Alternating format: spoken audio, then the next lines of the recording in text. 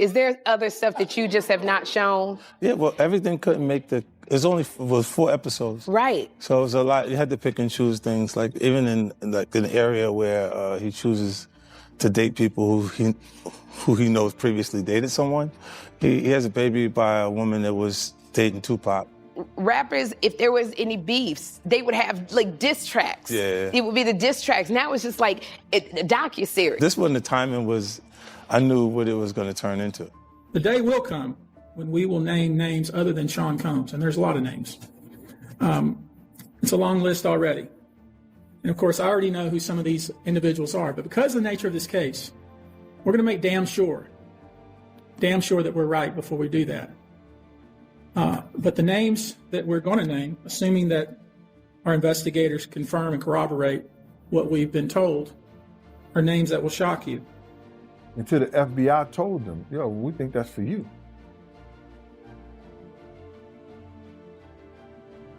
So, if you getting paid to do a job, he was already doing his job.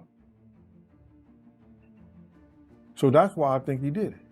So I want to backtrack, my man, because you made a comment and you said something that you never said on my platform before.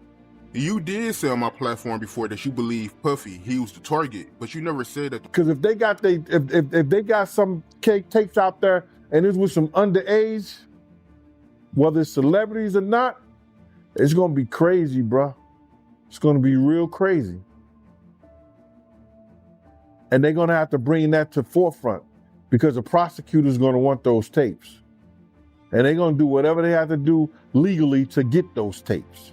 No ifs, ands, and buts about it. When 50 Cent's documentary dropped and quickly captured public attention, one of the most notable moments wasn't what appeared on screen, but what didn't.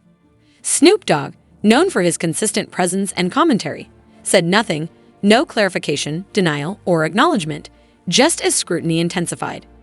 In a media environment built for immediate reaction, choosing silence carries weight.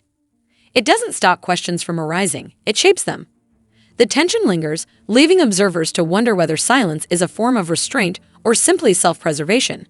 Puffy's sons and my sons have been best friends since they were 6, 7 years old.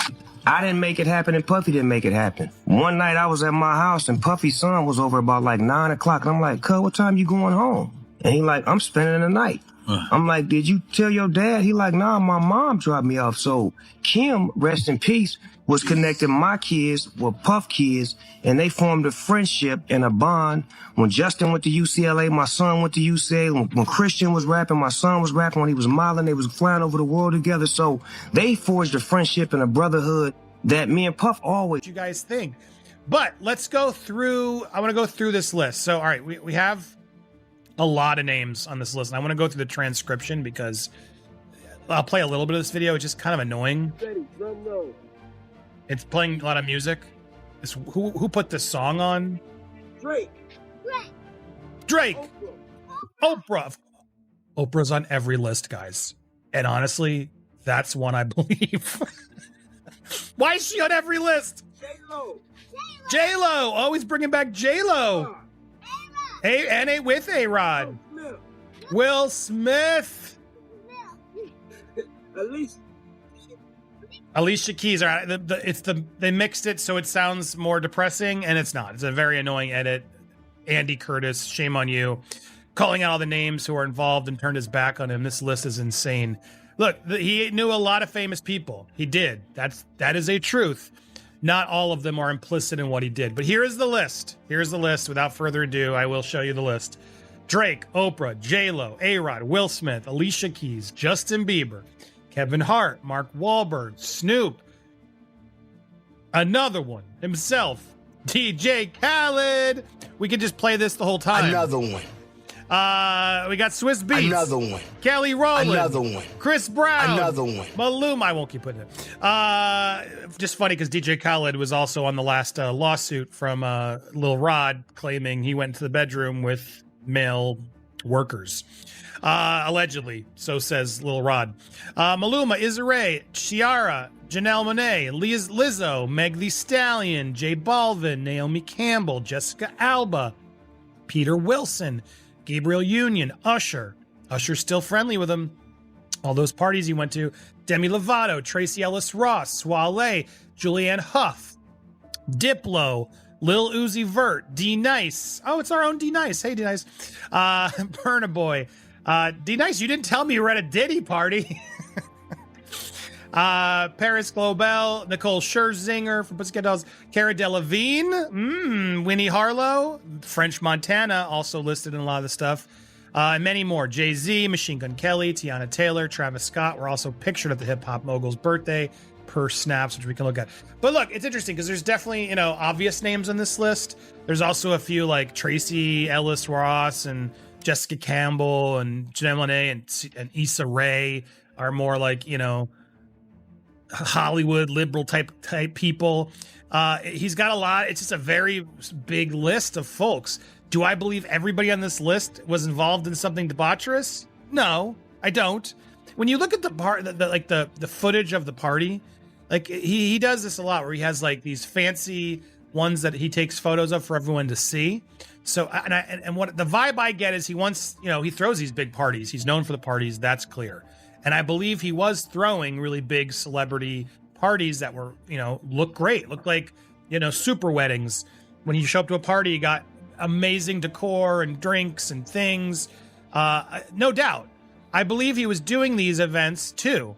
Like he clearly threw. Snoop Dogg has described his relationship with Diddy as familial, shaped by years spent together beyond the studio. Their children shared schools, travels, and key life experiences. With Kim Porter often noted as a central link between the families, this history changes the context. Allegations take on added weight when they intersect with decades of intimacy and trust. In these moments, every statement or silence carries greater significance. The question becomes sharper. When loyalty is rooted in shared life, how does truth find room to emerge? Will come when we will name names other than Sean Combs, and there's a lot of names. It's a long list already. And of course, I already know who some of these individuals are, but because of the nature of this case, we're going to make damn sure that we're right before we do that. But the names that we're going to name, assuming that our investigators confirm and corroborate what we've been told, are names that will shock you. These are individual cases. There are indeed other perpetrators involved. They will be revealed when that particular individual case is ready to be filed. They already know who they are. And I'm talking here about not just the cowardly but complicit bystanders. That is, those people that we know watched this behavior occur and did nothing.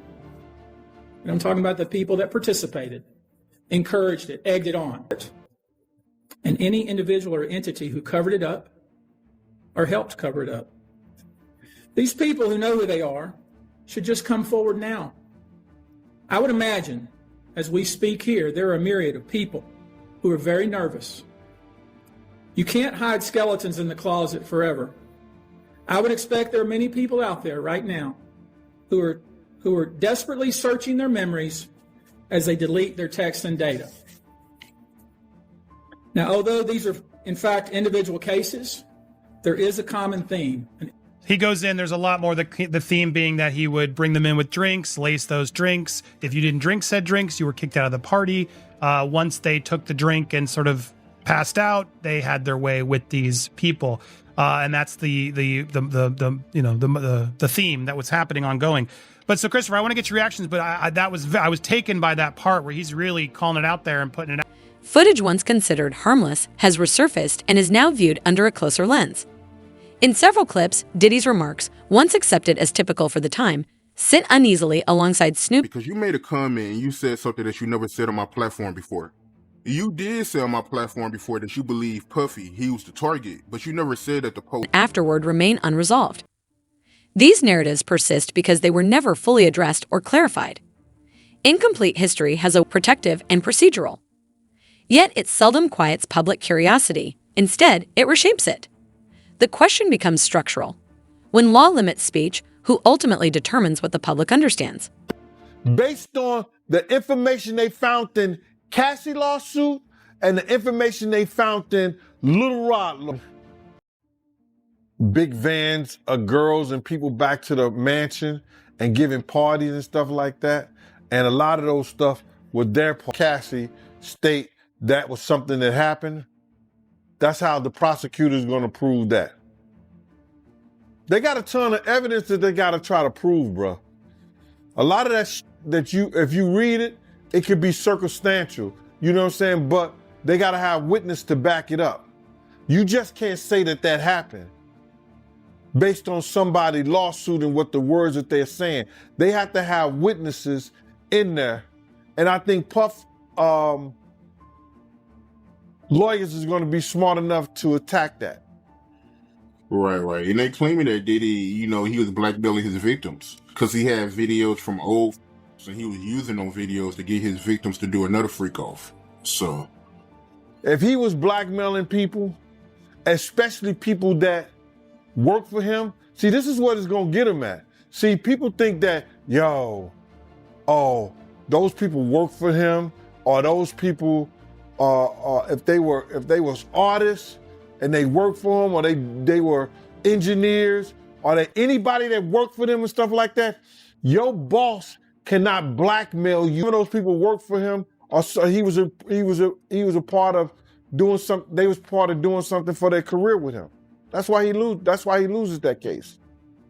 That situation borders on coercion, holding past actions over someone's head to ensure continued compliance. He falters because some of the people involved were once part of his own operations, acting for their careers. Beyond any single individual, the documentary raises a broader question. How do systems respond when credibility is challenged, and is transparency treated as a remedy or a threat? The audience is not just watching a story, they are witnessing a test of institutional memory and moral judgment. What remains uncertain is not only what will be proven, but what will ultimately be confronted. The final question lingers. If accountability is delayed long enough, does it still arrive, or does silence become the final verdict?